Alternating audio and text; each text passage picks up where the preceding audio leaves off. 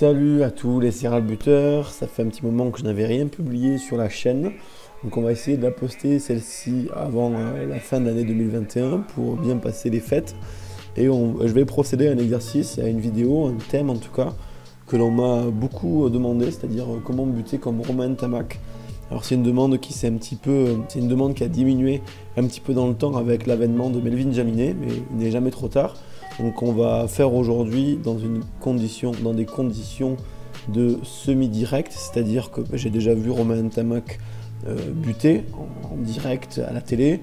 J'ai jamais pris le temps d'analyser au ralenti sa façon de buter, etc. Les vidéos comment buter comme d'habitude je faisais en plusieurs chapitres très détaillés avec 6 parties, le tee, la position du ballon sur le tee, les pas, etc. Là on va opter pour une formule plus directe, plus brute comme vidéo où je vais directement vous donner mon impression et quelques images, quelques métaphores pour vous donner un petit peu l'esprit de son tir au but et comment il procède et d'où lui vient cette grande efficacité, parce que même s'il bute un petit peu moins en équipe de France et même si au Stade Toulousain c'est souvent Thomas Ramos pour l'instant qui prend le but, Romain Ntamack reste un buteur très fiable et aussi de niveau international. Donc on va tout de suite taper dans la barre de recherche Romain Ntamack kick et on va rechercher quelques références, et si je mets du temps à trouver, je couperai. Donc avant qu'on commence, là on bascule directement sur un 100% face au Pays de Galles, donc c'était certainement le tournoi destination période Covid. Si vous préférez cette méthode-là, ce format-là, où je détaille moins, où je fais plus en direct, plus brut, dites-le moi, parce qu'ensuite je referai ce style de vidéo certainement pour les buteurs de l'équipe de France, style Mathieu Jalibert ou Melvin Jaminet. J'aime beaucoup Melvin Jaminet, j'y viendrai un jour, mais pas tout de suite, pour pas être redondant dans ce style de vidéo. Mais n'oubliez pas de me le dire en commentaire, la version que vous préférez dans les vidéos comment buter comme. Bon voilà, donc finalement je suis désolé, on passe sur France-Angleterre parce que sur la précédente vidéo, le cadrage était très mauvais, on voyait Romain Ntamack de derrière les poteaux, donc ça si jamais un mec de France 2 ou qui a des contacts dans l'audiovisuel passe, essayez de filmer le buteur de derrière, c'est beaucoup plus esthétique que de filmer derrière les poteaux, juste voir une balle s'élever et passer ou pas entre les poteaux.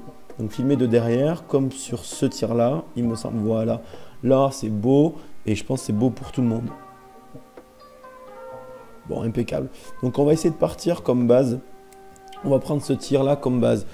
Sans détailler le tee, même si effectivement il a changé récemment, la position de balle sur le tee, etc. On va essayer de décrire l'essentiel. L'essentiel, c'est déjà pour moi son approche.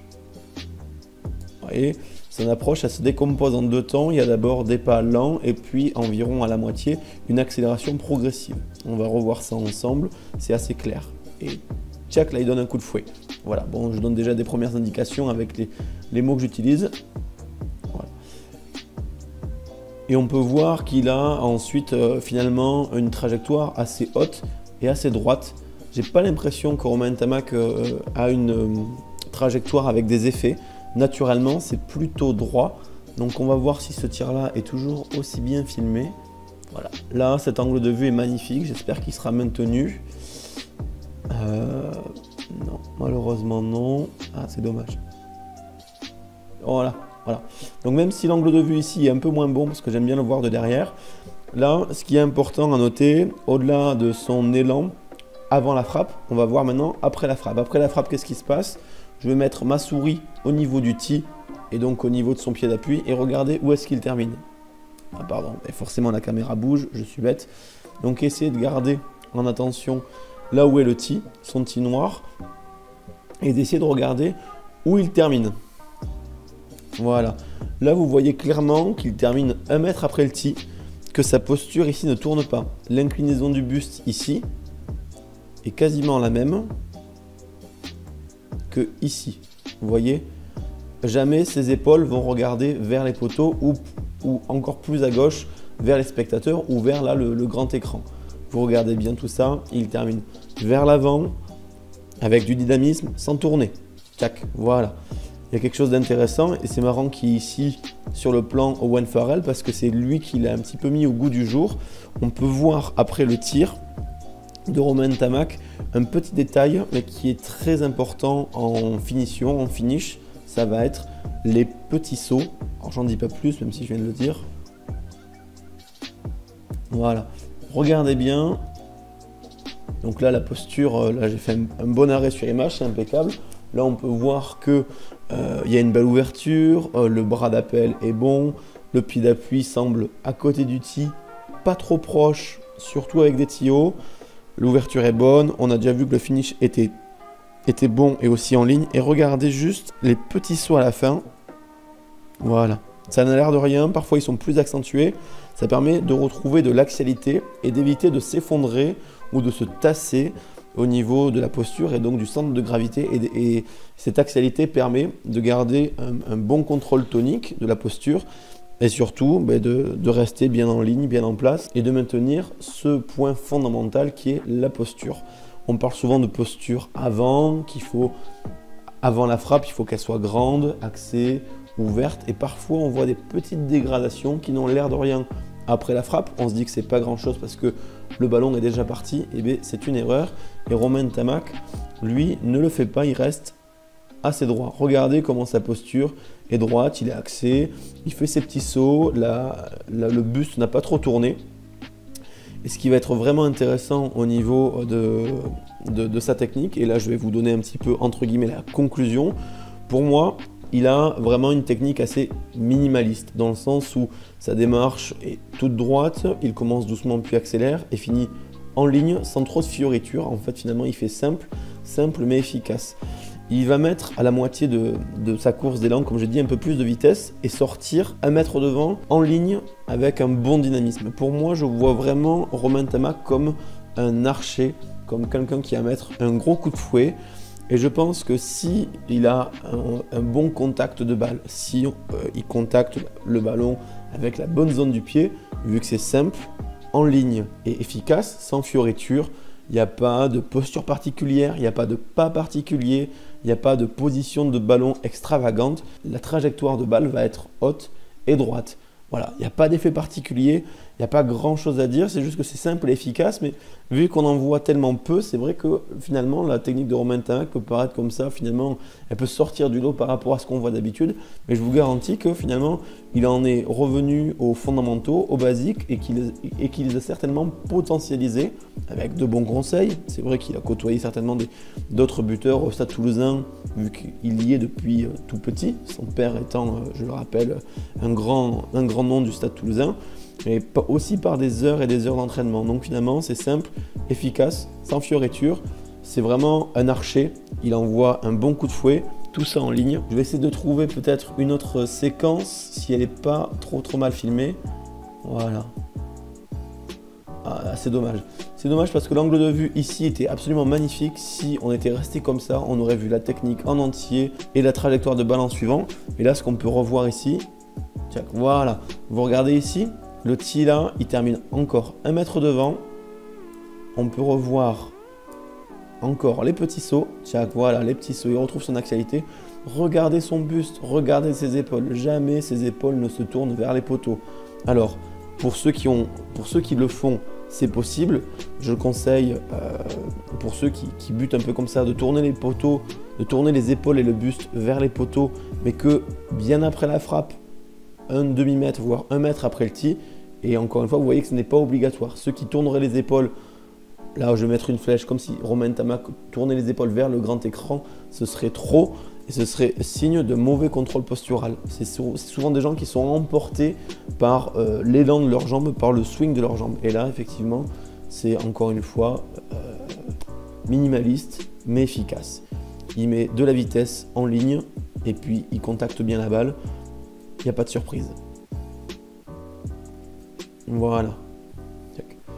Donc pour moi, si jamais Romain Tamac échoue, et ça lui arrivera forcément, et là j'ai pas trouvé pour cette vidéo, je vais pas faire trop long, de tirs échoués, vu que finalement il n'y a pas beaucoup de, comment dire, de points faibles.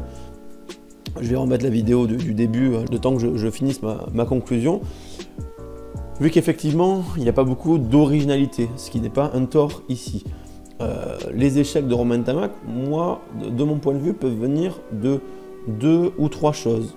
La première, ce serait peut-être un élan mal calé. Une petite erreur au niveau départ, notamment dans sa phase d'accélération, pourrait amener un dérèglement. Ou alors un pied d'appui trop proche. Ah là c'est magnifique, j'ai oublié d'en parler, mais franchement c'est un dernier détail qui est vraiment magnifique. Je vous dis souvent qu'il termine 1 mètre devant le tee, je l'ai dit pour 2 tirs. Regardez un petit peu la qualité de son pied d'appui. Voilà, je le remets et je mets un petit ralenti avec une zone en suréclairage. Vous voyez comme son pied gauche glisse vers l'avant et ça lui assure mais une sécurité. Vous n'imaginez pas à quel point ce petit détail de cette cheville, de ce pied d'appui qui avance de 10 cm en glissant, vous assure une sécurité technique monumentale et va grandement augmenter votre pourcentage de réussite. Regardez.